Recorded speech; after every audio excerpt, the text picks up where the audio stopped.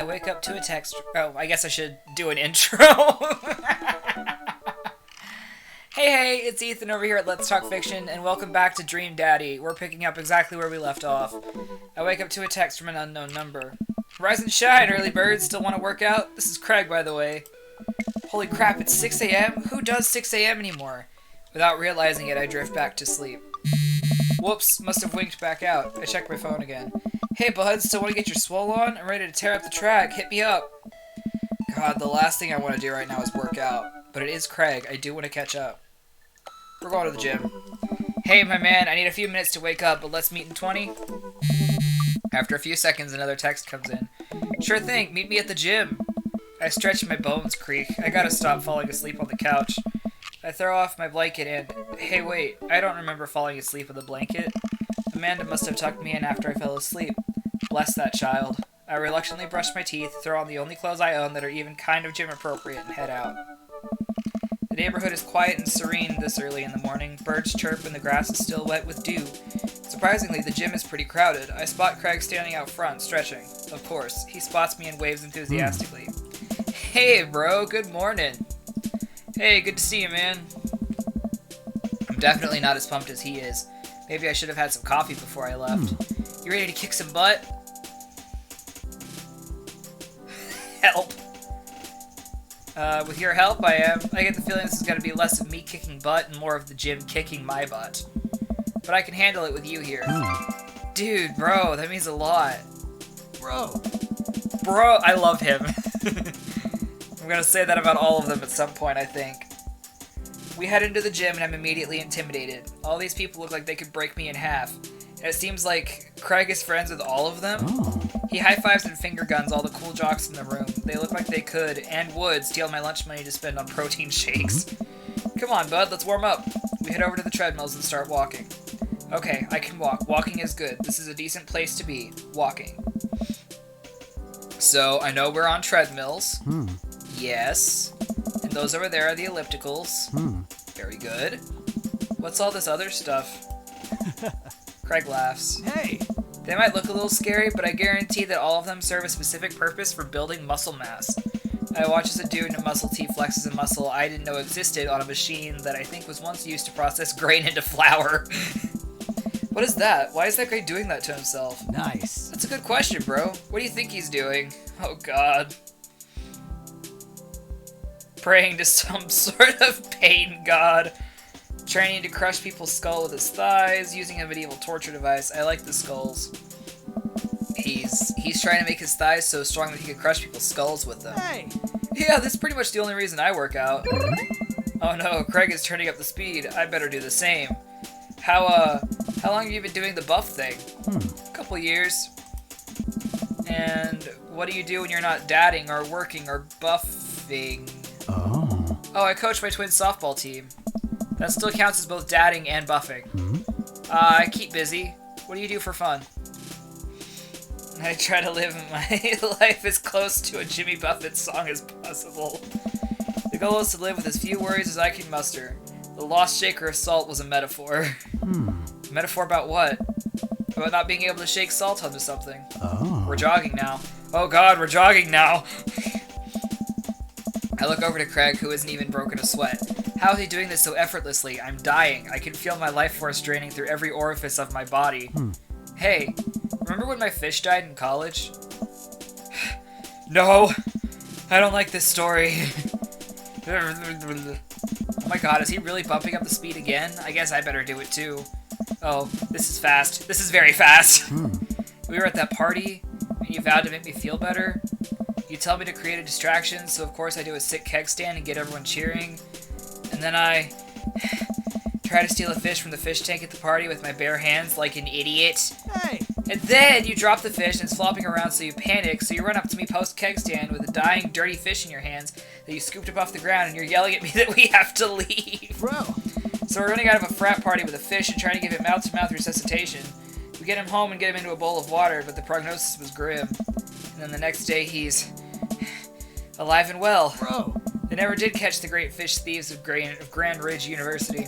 And they never will. I shoot off the end of the treadmill and crash into a wall. Jesus, that hurt. Hey! Dude, bro, are you okay? Craig offers me a hand and looks me over for injuries. I'm fantastic. I managed to stand up and rub my back. Doesn't hurt now, but I'm sure it will later. Oh. You don't have to push yourself like that. Always know your limits. Well, I think I might call our gym adventure here. Hmm? You sure? Yeah. Oh. Alright, well, here, I brought you this. Craig hands me a shaker bottle full of a thick green liquid. I stare at it with what must be apparent distaste. Mm-hmm. It's a protein shake, bro. Oh, thank you. He wants me to drink it. Oh boy, here goes. I take a small sip. It's actually delicious. Wow, this is really good. Hey! And good for you. It's my special recipe. I'm pretty proud of it. Dude! Let me know if you ever want to work out again. Maybe we could try running around the neighborhood if treadmills aren't your speed. No pun intended, bro. Good one. Well, I'm gonna go put some ice on this everything. I'll see you around. I leave the gym feeling ashamed. Craig used to order delivery from the pizza place across the street from our dorm, and now he can run circles around me. Literally. Man, I really gotta work on this dad bod. I get home and lie down on the couch. It hurts to move. Oh god, I'm so old.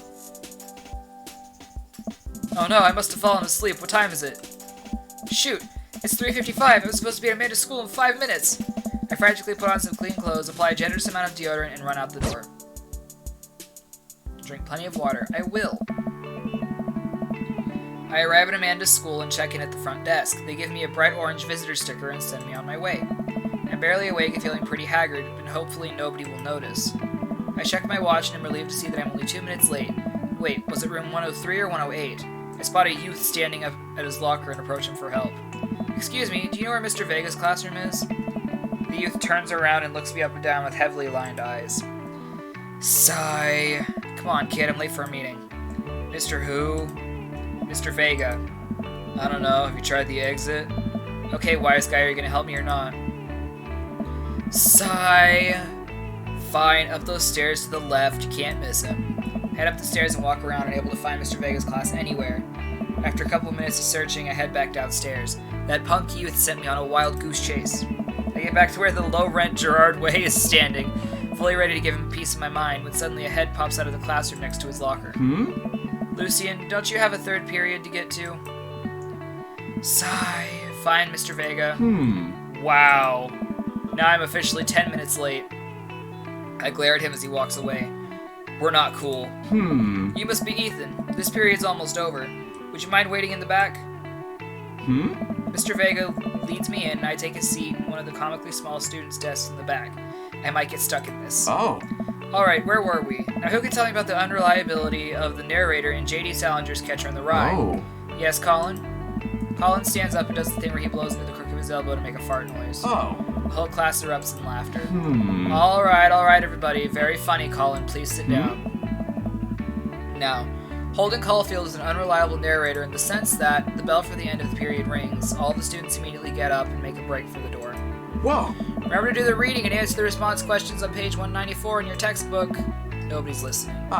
Or not, I guess. Mr. Vega turns to me and sighs. Middle schoolers, right? I didn't read Catcher in the Rye until high school. What do you mean? Don't you teach high schoolers? Both. You know, budget cuts. Right. Oh. Thanks so much for coming in. No problem, Mr. Vega. Please, call me Hugo. Hi. I don't know. I don't normally do these impromptu parent-teacher meetings, but as I'm sure you know, Amanda's a very bright student, and I'm concerned about her recent behavior. What's going on? Amanda has never been the most engaged student, but I know she cares. Recently, though, she's been falling behind.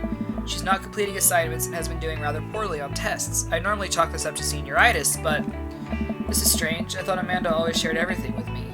It hadn't even crossed my mind that something might be wrong. I just wanted to ask, is everything okay at home? We just moved. Well, we just moved recently, but it was only to the other side of town, and Amanda was more excited about it than I was. See if you could talk to her about it. I know she values you a great deal and would appreciate your guidance. If she keeps heading down this road, I know how important art school is to her, and I would hate to see her miss out on scholarship money that she clearly deserves. I'll make sure to talk to Amanda. Thanks for letting me know, Hugo. Anytime. On our way out, I stopped thinking for a moment. I turned to Hugo. Hey, Hugo? Oh. Yes. They ever catch that rye? Yes. I leave the classroom and make my way out of the school. I'm still a little bit in shock that Amanda was able to hide this so well from me.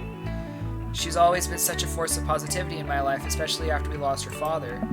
Amanda must be done with classes for the day by now. I'm sure she would appreciate a ride home, and maybe I could talk to her about what's going on. I pull up to the carpool, and Amanda hops into the passenger seat. Yeah. So, did you have fun gossiping about me? Mr. Vega and I actually just gossiped about our celebrity crushes. So you talked about Mario Batali the whole time? It was a very productive meeting. Huh. I'm pretty hungry. Can we grab some dinner? Sure thing.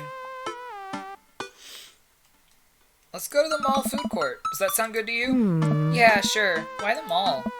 Geez, can't a dad take his daughter to the mall? Will you buy me things? I will buy you a thing. Singular. Sounds like a deal to me. Huh. We drive in silence for a short while. Amanda plays a game on her phone. I should say something. You know, sometimes when a kid gets older, they find that they have to keep things hidden from their parents. And that's okay, because sometimes that's what kids do. And that's okay.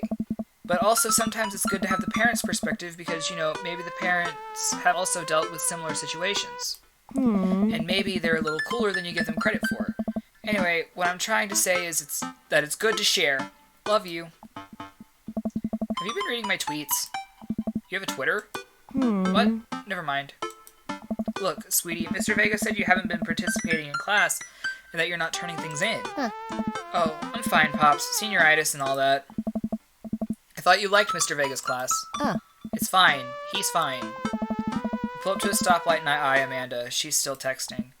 I want you to know that you can talk to me about anything. Oh. Uh-huh. I can tell that whatever it is, she doesn't want me knowing about it. That's frustrating. I heard Emma R is going to that fancy art school in California. That's exciting. Yep. Are you bummed that you guys aren't going to the same school? Yep. Huh? Amanda keeps texting. She stifles a laugh. What's so funny? I don't think you get it. Okay. Who are you texting? Noah. Who's Noah? My friend. Does he go to your school? Yep. Do you like Noah? What? No! Dad! Ugh. I can't believe you would... Ugh. Dad. I mean, jeez. Why would you... Ugh. Gross. Sorry, just asking. Dad, he's just my friend. Guys and girls can be friends. He's my friend. Okay. Jeez. This is going well. Well, good talk. Love you, kiddo. She leans forward and turns up the radio. I guess that conversation is over. To the mall, then.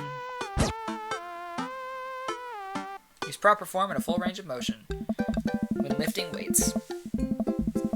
We arrive at the mall, a big indoor shopping center with a couple different floors. It's kind of dead, but that doesn't stop a mall security guard from yelling at a group of loitering teens. Let's eat something disgusting for dinner. Hell yeah.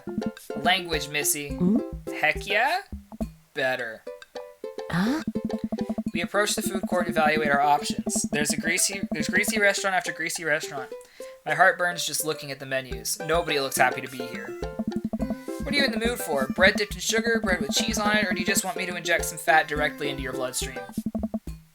I extend my hand to her. Would you do me the honor of sharing some nachos? She takes my hand with a grin.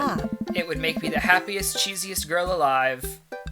We order a giant pile of chips and unnaturally orange cheese from a very unenthusiastic and possibly stoned teenager. We take a seat at a rickety table and dig in. These are bad. These are very bad. But also strangely delicious? We have to eat through the pain. We enjoy the fluorescent cheesy goodness together until we're all out of nachos. So, something's been bothering me for a while. Can you explain memes to me? Which meme? All memes. Dad. Amanda sighs deeply and places her head in her hands. Dad, it's complicated. See, memes are inside jokes shared by a bunch of people that get less funny the more people do it.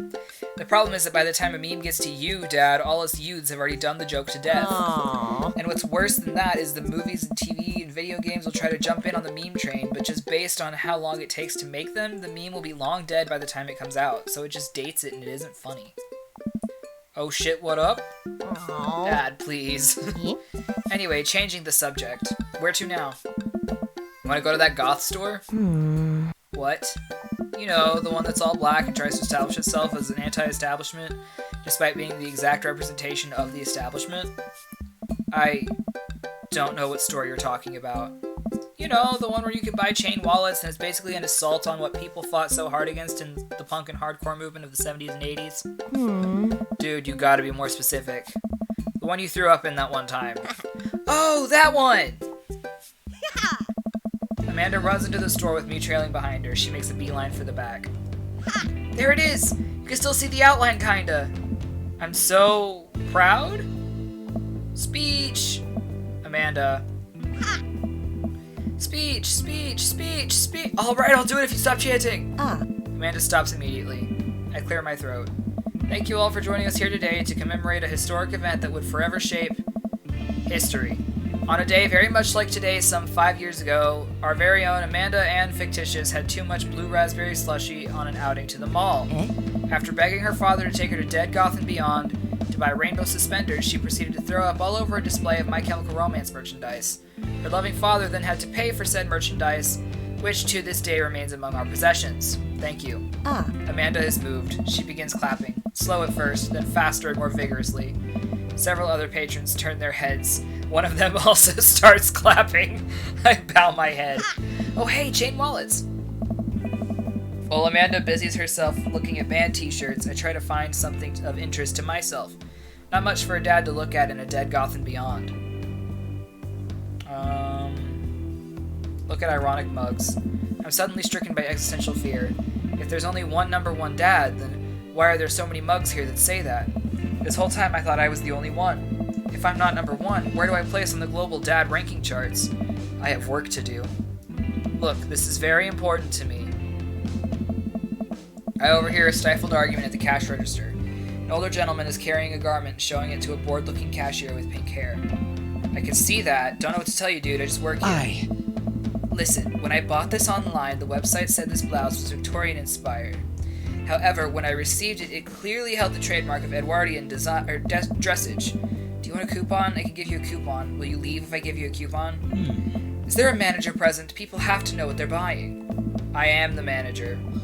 I see. Well, it would seem that I have outstayed my welcome. Good day, shopkeep. Your superiors will receive a strongly worded letter by post.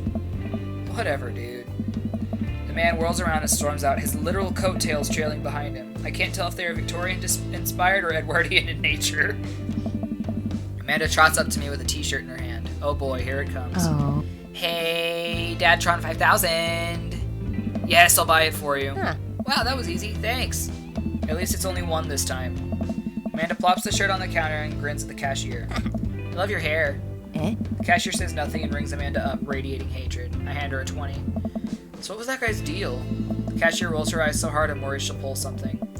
That's Damien. He's in here all the time. He's obsessed with Victorian fashion or whatever. She hands Amanda her bag and it's clear the conversation is over.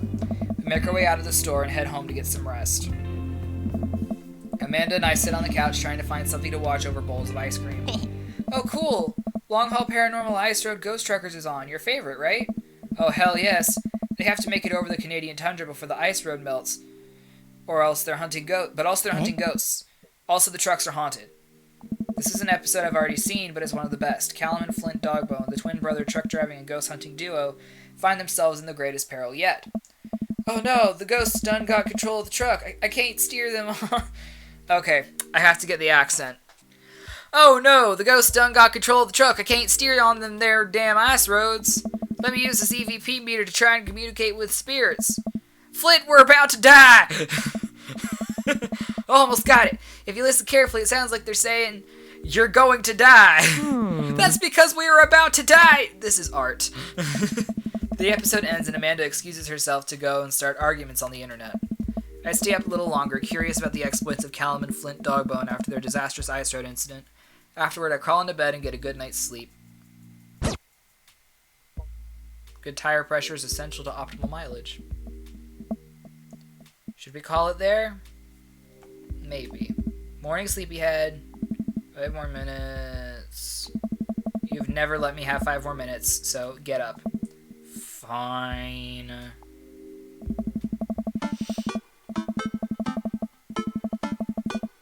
Yeah, you know what? We're gonna call that one there. That was the end of the day.